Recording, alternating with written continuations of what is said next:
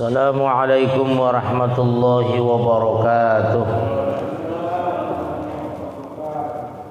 Alhamdulillah alladzi yassara tariqal ibadati lil ibad. Asyhadu an la ilaha illallah rabbul ibad wa asyhadu anna Muhammadar Rasulullah asraful ubbad waz zuhad. Allahumma salli wa sallim wa barik ala sayyidina maulana Muhammad wa ala alihi wa ashabihi wa atba'ihi salatan zakiyatan bila nafad. Amma ba'du, fa yaqulu Allah ta'ala fi kitabihil karim, a'udzu billahi minasy syaithanir rajim. Bismillahirrahmanirrahim.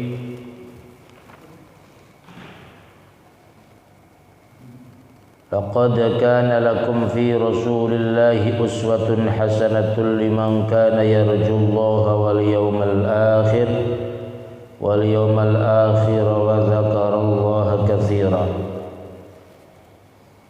Al-Ahzab ayat 21. Wa qala an-nabiy sallallahu alaihi wasallam addibu awladakum ala thalathi khisal hubbi nabiyikum wa hubbi ahli baitih wa tilawatil Qur'an fa inna hamalatal Qur'an fi dhilli arshillah yawma la dhilla illa dhilluh ma'a anbiya'ihi wa asfiyaihi.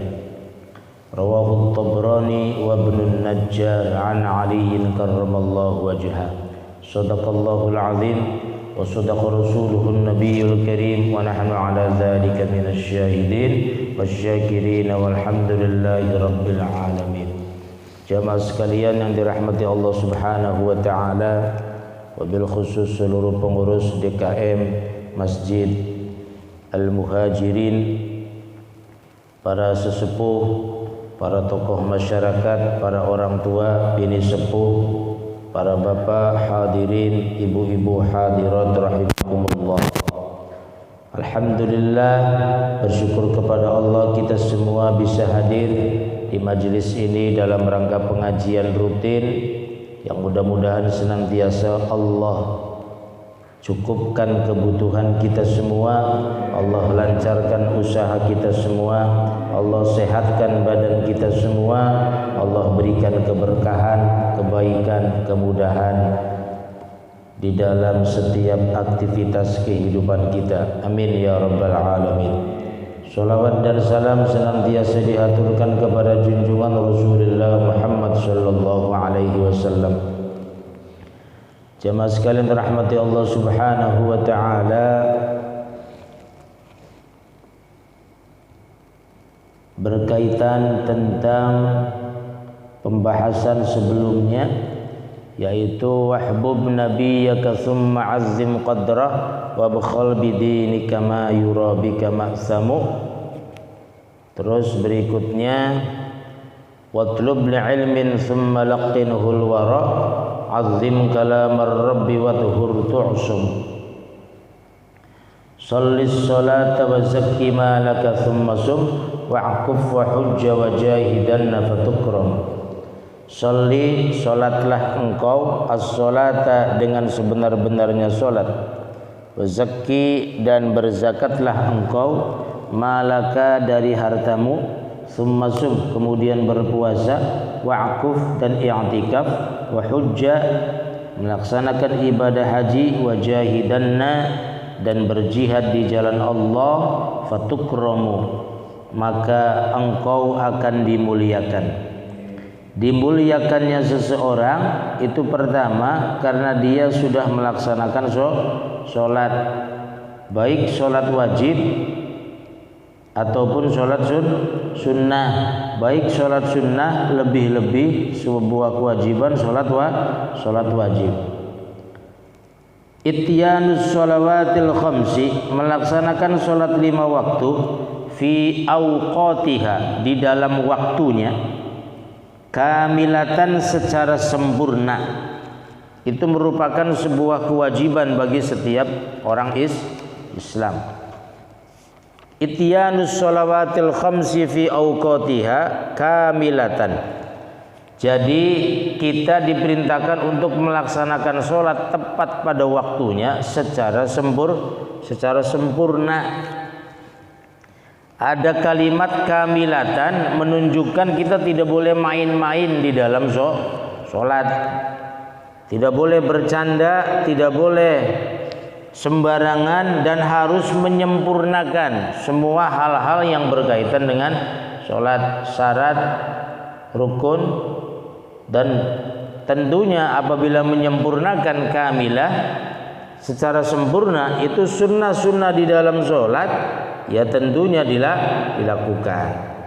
Qala Rasulullah sallallahu alaihi wasallam, ilmul imani, ilmu tentang keimanan itu as-sholatu, sholat. Faman faragha, maka barang siapa yang melaksanakan sholat, laha sholat, qalbuhu, faman faragha, maka barang siapa yang senang, laha dengan sholat, opo qalbuhu, hatinya, wa hafadhu alaiha, dan dia menjaga alaiha, atas sholat, bihududiha, dengan batasan-batasan sholat, fahuwa mu'minun, maka dia benar-benar termasuk orang yang beriman. Kalau kita pahami dari hadis ini, orang yang sholatnya sembarangan, gitu maksudnya, baik yang kelihatan ataupun yang tidak kelihatan oleh kita, maka keimanannya dipertanyakan. Nah itu. Jadi keimanan itu luntur orang yang hanya melaksanakan sholat sembarangan. Sembarangan di sana maksudnya di akhir waktu, bahkan baru takbir kemudian masuk waktu sholat yang lain begitu. Sholat subuhnya kesiangan, sholat zuhurnya telat gitu, sholat asarnya di jalan, sholat maghribnya hampir habis menjelang isya. Begitu juga sholat isya, tidur dulu dia, bangun katanya sambil sholat malam. Bukan tidak boleh seperti itu, tetapi itu termasuk ta'diyah terhadap waktu, meremehkan waktu. Lah kita kalau kemudian tidur dulu dengan harapan bisa bangun nanti melaksanakan sholat isya, lah kalau pas tidur kemudian diambil nyawanya oleh Allah, berarti dia dihukumi tidak melaksanakan sholat. Maka Al-Ghazali menyatakan, jika dikumandangkan azan, kan gitu maksudnya, apabila kita tidak ada niat untuk melaksanakan sholat segera, begitu maksudnya, azan dikumandangkan, kita mendengar telinganya, hati kita tidak tumancep, tidak rosyih, kata Imam Ghazali, tidak menyegerakan dalam dirinya, hatinya untuk melaksanakan sholat, fahuwa minal murtaddin, naudzubillah, dia termasuk tanda-tanda kemurtadan terhadap agama Islam. Ini pentingnya sholat, kan begitu. Maka dalam satu hadis yang lain juga sholat merupakan tiang agama. Faman aqamaha faqad aqamaddin. Maka barang siapa yang mendirikan sholat, maka dia sudah mendirikan agama. Sebaliknya, faman hadamaha faqad hadamaddin. Barang siapa yang menghancurkan sholat, maka dia sudah menghancurkan agama. Jadi orang yang menghancurkan agama itu ternyata orang yang Islamnya sendiri, yaitu orang yang tidak melaksanakan sholat. Nah itu. Wasu'ila, dan ditanya Rasulullah sallallahu alaihi wasallam. Rasulullah ditanya oleh para sahabat an alamatil mu'min wal munafiki, tentang tanda-tanda orang yang beriman dan orang munafik. Faqala, maka Rasul berkata menjawab, innal mu'mina himmatuhu fis sholati was siyami. Sesungguhnya orang yang beriman itu hatinya, kepentingannya fis sholati, di dalam sholat, wassiyami, dan di dalam puasa, wal ibadati, dan dia bagaimana melaksanakan ibadah sebaik-baiknya. Itu ciri orang yang beriman. Wal munafiqu, dan orang-orang munafik, himmatuhu fit ta'ami wasyarabi kal bahimati. Sementara orang munafik yang dipikirkan itu di dalam masalah makanan, minuman, kalbahimah, seperti binatang. Nah itu. Jadi munafik tidak hanya tanda-tanda yang kita pahami, ada 3, idza haddasa kadzaba wa idza wa'ada akhlafa wa idza tumina khana. Orang yang hanya memikirkan masalah makanan saja, rebutan makanan melulu, rebutan BLT, itu adalah orang yang munafik, itu maksudnya. Ya, ini tegas-tegas saja begitu. Artinya khawatir kita yang dipikirkan yang masalah itu. Memang benar kata sahabat Ali, kadal fakru ayyakuna kufra. Hampir saja kefakiran itu membuat orang menjadi kafir. Kenapa? Karena dia kekurangan ekonomi, tidak tenang ketika melaksanakan sholat. Artinya nih, sholat menjadi yang utama, jangan dipikirkan. Aduh kasihan belum makan, kasihan saya apa namanya? Dia yang dipikirkan makanan lo bagaimana dia makan. Perjalanan yang dipikirkan nanti makannya di mana nanti. Nah itu. Sekali-kali kita yang dipikirkan kita nanti sholatnya di mana. Nah itu maksudnya begitu. Kita nanti puasanya itu bisa batal apa tidak di perjalanan gitu maksudnya begitu. Kalau misalnya kemungkinannya jalannya rintangannya luar biasa, ya tahan diri kan gitu maksudnya begitu. Artinya juga kita harus kuat imannya. Orang yang mempertahankan puasanya, orang yang mempertahankan selalu melaksanakan sholat, berarti imannya kuat gitu maksudnya kira-kira begitu. Atau orang yang memang tidak meninggalkan ibadah-ibadah bahkan ibadah sunnah, itu imannya kuat gitu maksudnya. Jadi jangan kemudian kita dia merajin begitu juga karena ini. Nah kadang kita tuh kayak Tuhan itu kadang kita kayak Allah itu kadang kita menilai orang. Yang berhak menilai itu cuma Allah Subhanahu wa ta'ala. Ya begitu. Dia mau ke masjid rajin juga karena ingin ini kini itu. Lah daripada elu gak pernah masjid kan gitu. Kan begitu. Jadi jangan kita berpikirnya logikanya jangan begitu kan begitu. Lah kamu sudah tua, sudah 50 tahun lebih tapi masih begaplean di pinggir jalan. Kan gitu. Lucu kan begitu. Kapan kesempatan bertobatnya gitu maksudnya. Begitu. Artinya bagi kita mungkin bukan pangkatnya wali yang kelihatannya belel, jelek dan sebagainya, tapi ibadahnya luar biasa di mata Allah kan begitu. Kita bukan pangkatnya itu, walaupun memang mungkin kan begitu. Kita yang nampak saja gitu maksudnya. Kita mah hukum-hukumnya hukum-hukum fikih yang biasa, bukan fikihnya para wali. Katanya para wali itu sholatnya di atas pohon dan sebagainya, itu hal lain. Tapi kalau kenyataannya ada orang sholat dia menghindar, tidak mau sholat, itu yang kasat mata kan gitu maksudnya begitu.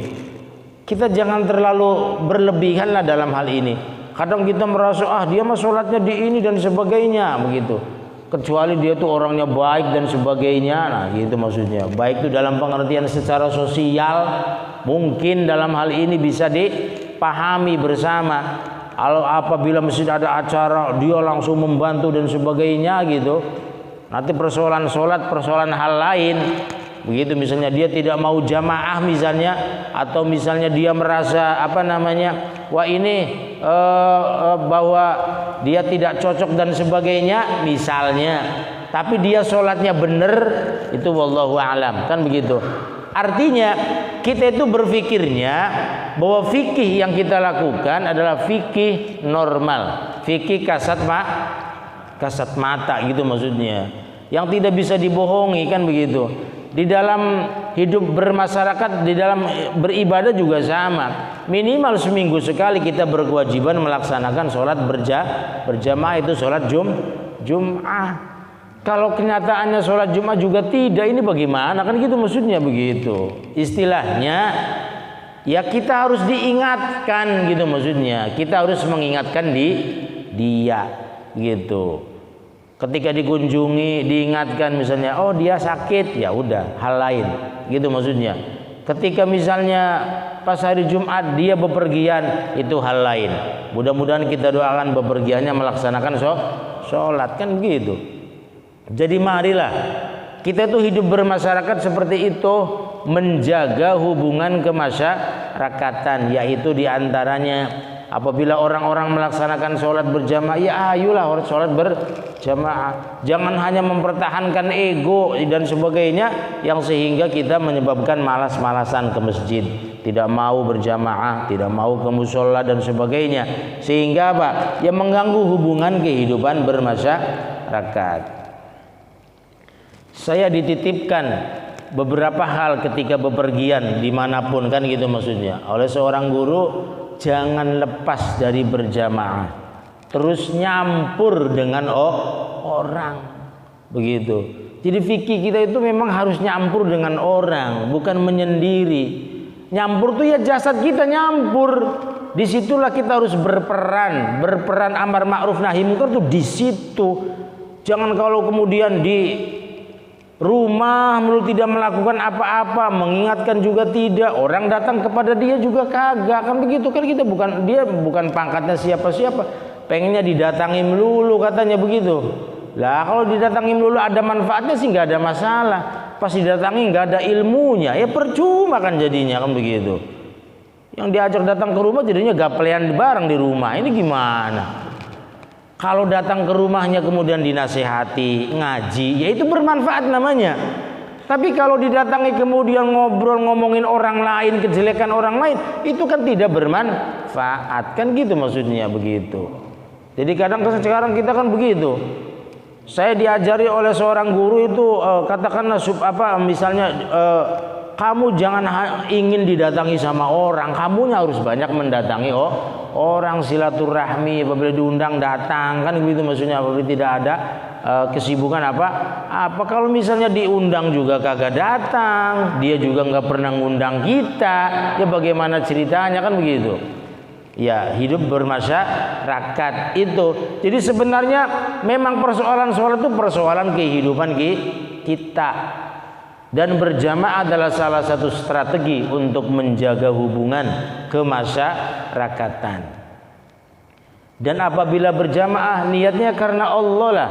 Dan itu niat itu dalam hati, jangan kita menilai orang, dia berjamaah mah kagak ini niatnya kagak jelas katanya begitu. Demi apa katanya begitu. Nah itu jangan begitu.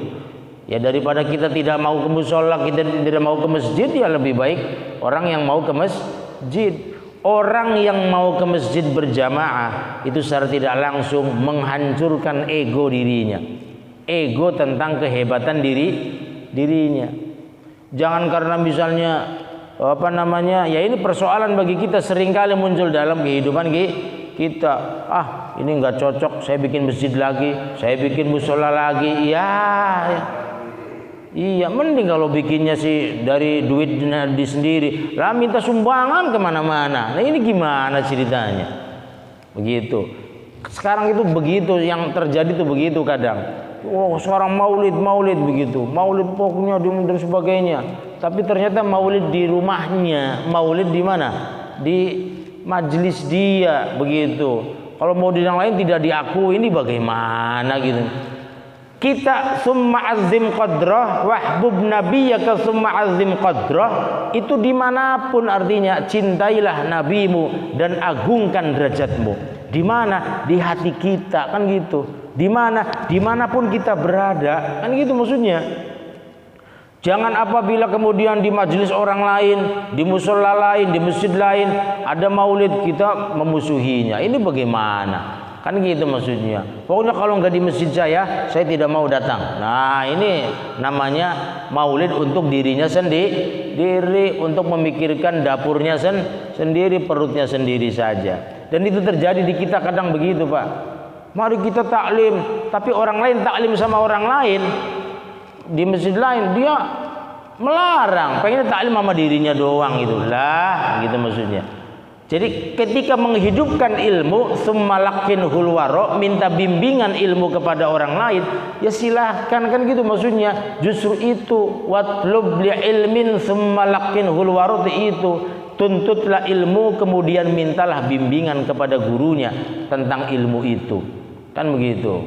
Dan kita ini seperti itu yang terjadi di kita. Kita kadang menimba ilmu sebanyak-banyaknya, tapi sumbernya kadang tidak jelas. Watlub li ilmin tsumma laqinhul wara, ini menunjukkan kalimat tuntutlah ilmu tapi minta bimbingan. Artinya apa? Kita harus punya guru. Bahkan la tuharrik bihi lisanaka lita'jala bih, inna alaina jam'ahu wa qur'ana fa idza qara'nahu fattabi' qur'ana. Abdurrahman Al-Jaziri menafsirkan ayat ini, janganlah kau gerakkan lisanmu Muhammad dengan terburu-buru.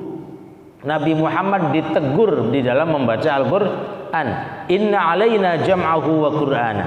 Sesungguhnya kami yang telah mengkodifikasikan, mengumpulkan dan membacakan Al-Qur'an. Fa idza qara'nahu fattabi' qur'ana. Maka apabila sudah dibacakan Al-Qur'an, kami sudah membacanya, maka ikutilah bacaannya. Kalimat ini menunjukkan katanya bahwa mempelajari Al-Qur'an khususnya, berarti Al-Qur'an itu tentang agama, harus punya guru, gitu maksudnya. Harus punya guru. Minimal sekali apabila kita diperbaiki, dinasehati, pemahaman kita salah diperbaiki oleh orang lain, orang yang lebih paham, orang yang lebih tahu, menerima. Tapi kadang kan kita begitu. Ketika jadi imam diperbaiki sama makmum, enggak terima, enggak jamaah sampai 2 tahun. Ini bagaimana ceritanya? Jangan seperti itu. Nah, itu namanya berarti dia tidak mau dibimbing oleh kebenaran. Maka perbaiki hidup kita seperti itu. Tuntutlah ilmu, kemudian minta bimbingan. Bimbingan itu minimal sekali lagi apabila ada orang yang memperbaiki kita, membimbing kita, kita jangan marah, itu maksudnya begitu. Iya. Jadi kita kadang merasanya ketika diperbaiki itu dimusuhi, ya disalah-salah katanya. Lah itu untung ada yang mengoreksi, untung ada yang memperbaiki, kan begitu. Jadi jangan merasa benar sendiri saja. Wa innaka wa fawqa kulli dzi ilmin alim. Di atas langit adalah langit, di atas ilmu orang yang berilmu itu ada yang lebih alim lagi, gitu maksudnya begitu. Jadi artinya kita tuh jangan jangan merasa puas diri, jangan merasa ujub besar diri. Nah ini supaya kita mau dibimbing, tsumma laqinhul wara, mau ditalkin, mau dibimbing, gitu maksudnya, untuk al-wara, untuk sebuah kebenaran yang lebih baik, untuk menjaga keilmuan, untuk menjaga peningkatan ketakwaan kita kepada Allah Subhanahu wa ta'ala, kan gitu.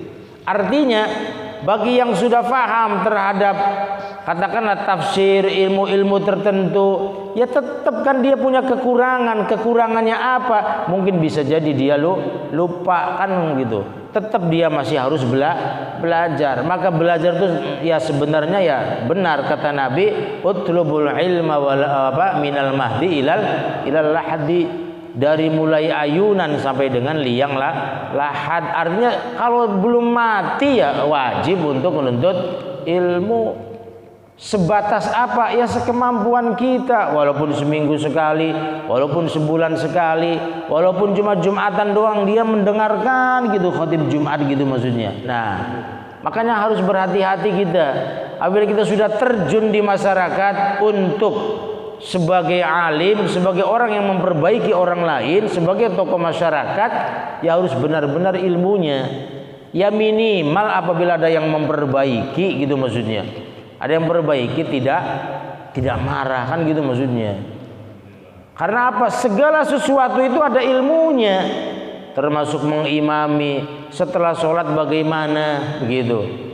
Ada orang sholat, ya mohon maaf itu ada orang sholat itu kan biasanya menghadap ke sini habis sholat, maksudnya bukan orang sholat, habis sholat biasanya wiridan gitu begini ya.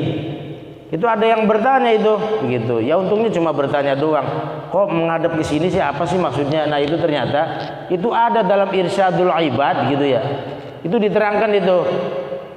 Nabi ketika habis berjamaah itu menghadap ke jamaah. Suatu hari Nabi juga menghadap Ke mana tuh? Bukan ke kiblat. Kalau kiblat kan sono. Ini begini nih.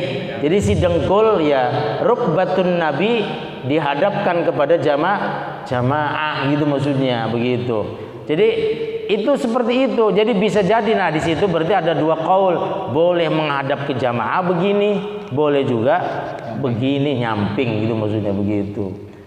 Ada yang begini, nggak tahu ilmunya berarti dia gitu maksudnya begitu. Ya kan ada yang begitu, ada yang begini kata begitu. Ya itu nggak tahu ilmunya dia berarti begitu maksudnya begitu. Nah yang seperti itu memang tidak menjadi syarat sah sholat, tapi secara keilmuan mengganggu gitu maksudnya begitu. Nah artinya disitulah ada ilmunya. Maka ya mari bersama-sama itu tuh perlu kita belajar tuh begitu tuh. Kayak ada orang azan gitu, orang azan hayya 'alas shalah itu menghadap ke mana tuh kanan, terus hayya 'alal falahnya menghadap ke kiri. Ternyata memang begitu. Itu ada keterangan beberapa kitab menjelaskan tentang hal itu. Ketika Bilal azan itu begitu. Dan Nabi membiarkan gitu maksudnya begitu. Artinya ini sebuah takrirat, sebuah ketetapan Nabi dari perilaku sahabat ketika membiarkan gitu maksudnya. Orang melakukan itu Nabi tidak menegur, ini menunjukkan di tasqih oleh Nabi dibenarkan gitu maksudnya. Maka itu jadilah hukum, tapi itu tidak menjadi hal yang wajib karena hukumnya adzan itu sunnah. Kecuali sholat Jum'ah. Sholat Jum'ah itu kebanyakan ulama menyatakan fardu kifayah. Kan gitu. Fardu kifayah begitu. Cuma terus kemudian tapi sholat Jum'ah kok ada yang adzannya 2 kali.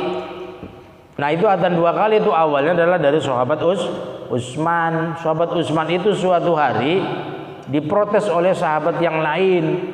Karena sholat Jumatnya banyak yang kesiangan, ternyata tidak mendengar azan.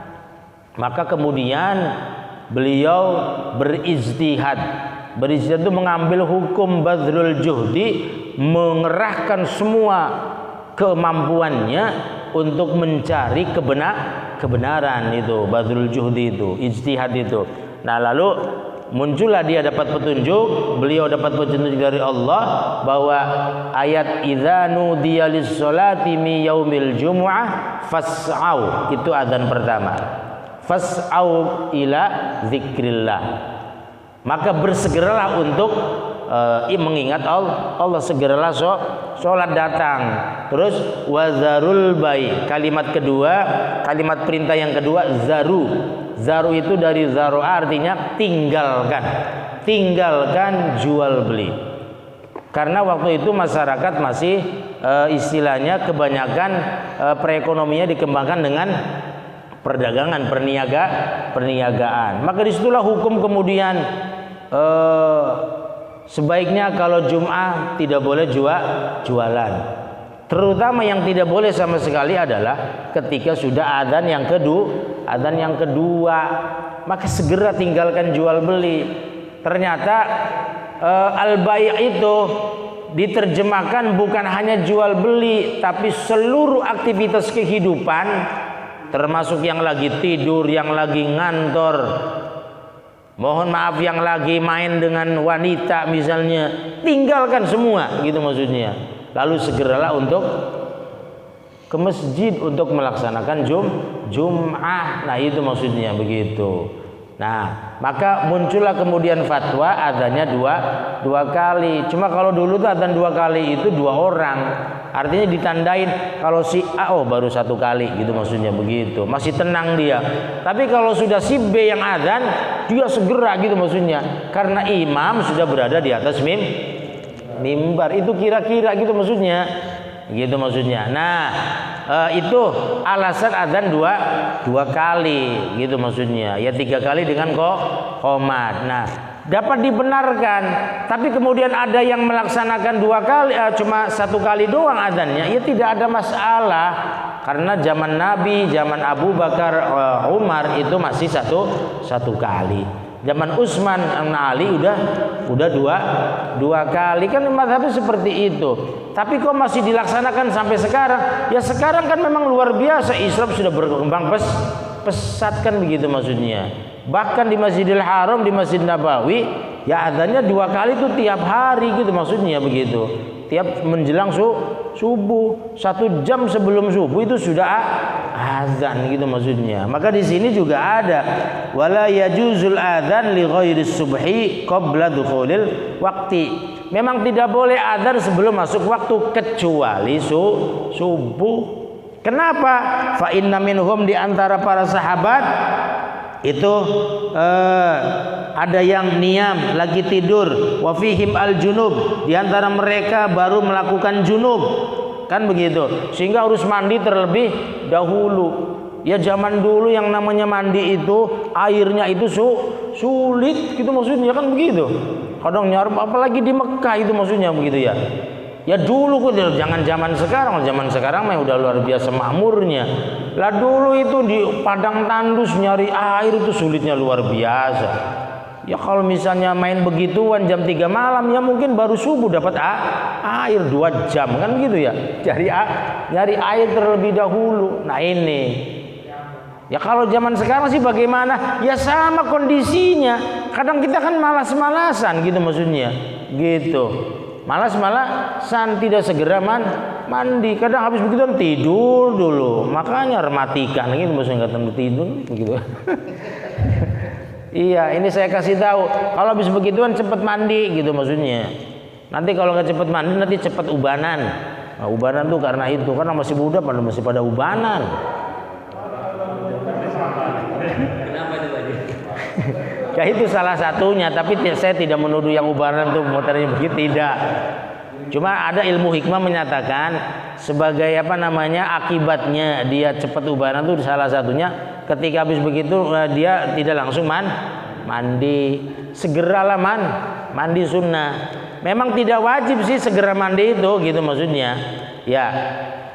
Tapi memang sebaiknya segera mandi, dan juga berpikirnya lah kalau misalnya Allah mencabut nyawa kita dalam keadaan junub bagaimana? Nah itu kan begitu. Ya ada qaul yang mengatakan mandinya harus dimandiinya 2 kali katanya.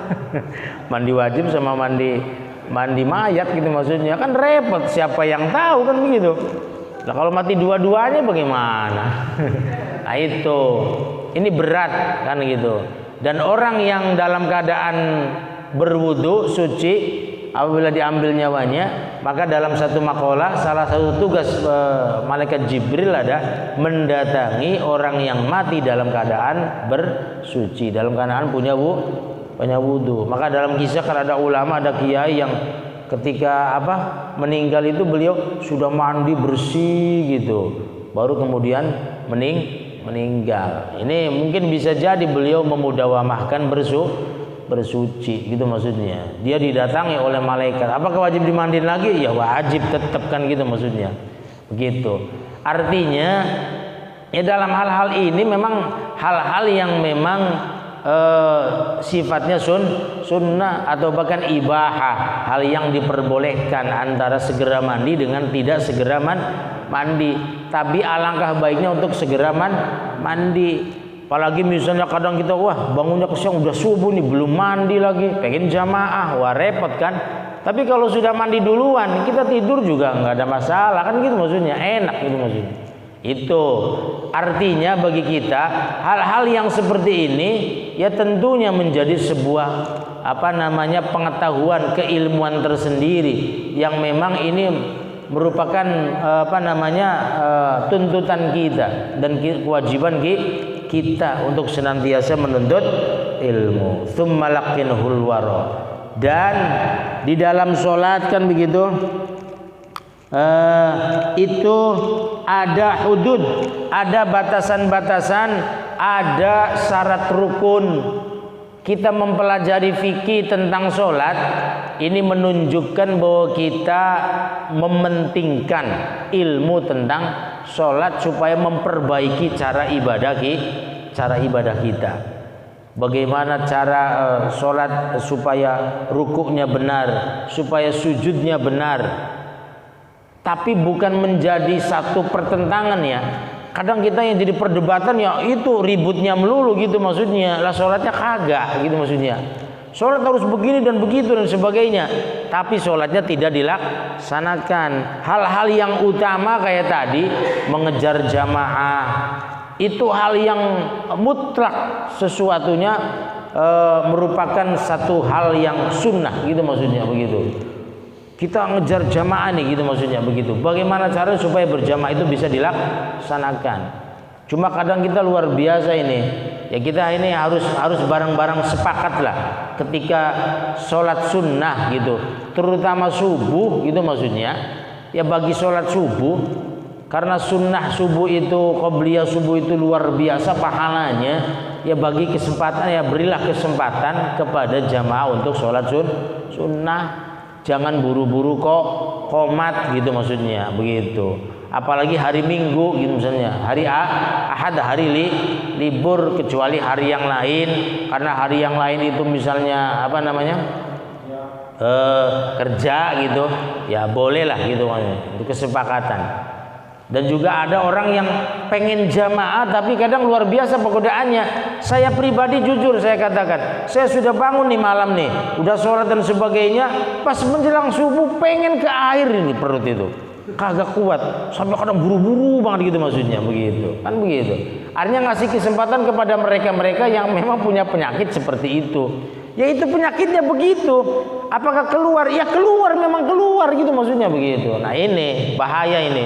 Dia sementara dia pengen jamaah. Kadang masih di perjalanan gitu maksudnya. Ya bukan di sini sih, kalau di sini alhamdulillah gitu. Saya terkejar terus maksudnya begitu untuk sholat berjamaah. Kadang di Maduk sampai lari gitu maksudnya. Pas di pertengah jalan udah qomat gitu maksudnya. Padahal kan menunggu sebentar paling berapa menit maksudnya begitu. Makanya sekali lagi jangan terpaku sama yang bunyi-bunyi kayak begini, tetet begitu lah. Udah waktunya qomat katanya begitu. Kadang kita memang terpaku sama aturan-aturan yang padahal itu bukan syariat gitu maksudnya. Sekali lagi aturan waktu seperti ini bukan syariat. Kecuali di Masjidil Haram, Masjid Nabawi, karena memang jamaahnya yang menunggu, bukan kitanya yang, bukan waktunya yang nunggu kan gitu maksudnya.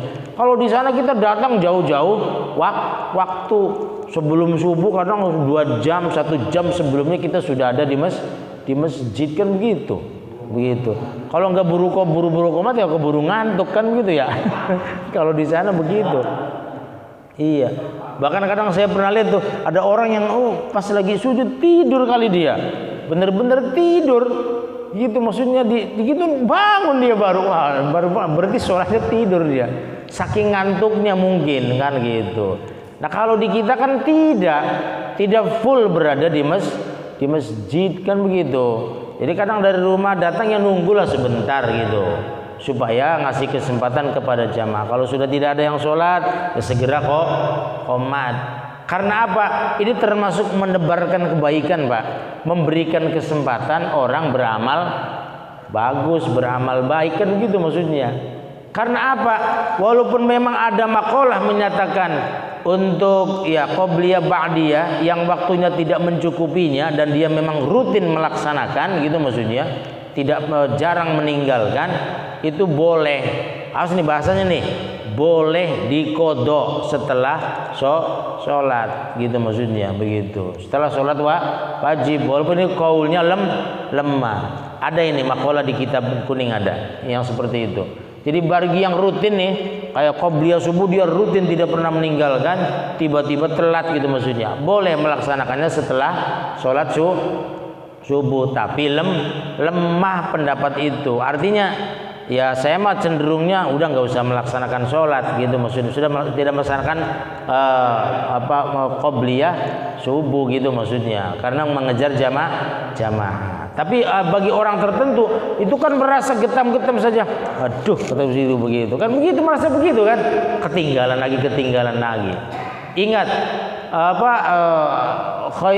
khairud dunya wa ma fiha, lebih utama lebih baik dunia dan sisinya 2 rakaat sholat fajar atau qobliyah subuh. Rakaatal fajri khairum minad dunya wa ma fiha. 2 rakaat salat fajar atau qabliyah subuh itu lebih baik dari dunia dan seisinya. Saya ingat benar itu dijelaskan sama seorang guru, seorang kiai. Kamu kan nggak punya pom bensin, kamu nggak punya sawah. Kalau pengen itu semuanya, sholat qobliyah subuh digituin gitu maksudnya. Memang benar orang yang melaksanakan qobliyah subuh itu silakan hidupnya dicukupkan gitu. Walaupun kelihatan miskin, tapi cukup dia. Mau berobat, mau apa, mau melaksanakan haji, mau cukup dia. Rutin qobliyah subuh itu dijaga, Pak. Itu dijaga, itu penting, dan itu juga menjaga hubungan. Kadang ya ada keluhan, Pak, ada SMS ke saya, ada WA ke saya, kadang begitu. Coba bagaimana diterangin supaya qobliyah subuh itu dilaksanakan, kasih kesempatan kepada jamaah begitu. Ya saya jawab, ya bapaknya jangan terlalu telat datangnya gitu. Ya saya sama sih ngomongnya begitu.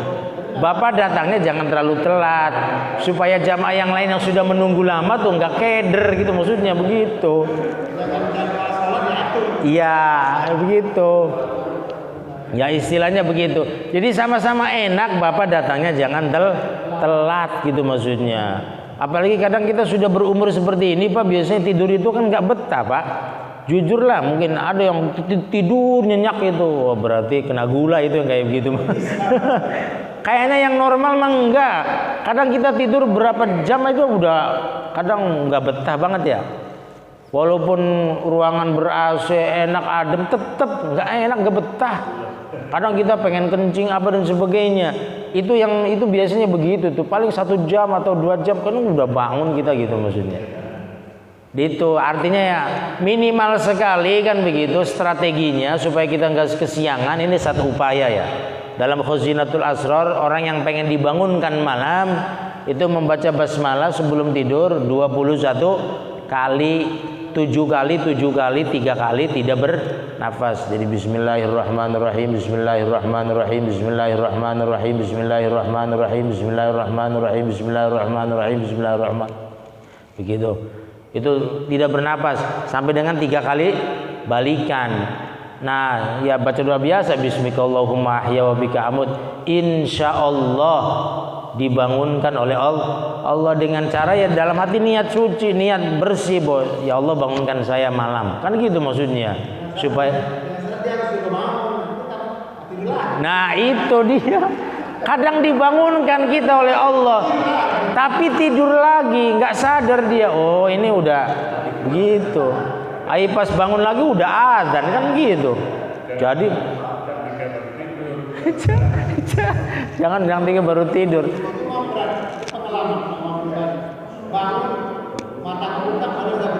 Ya. Nah itu.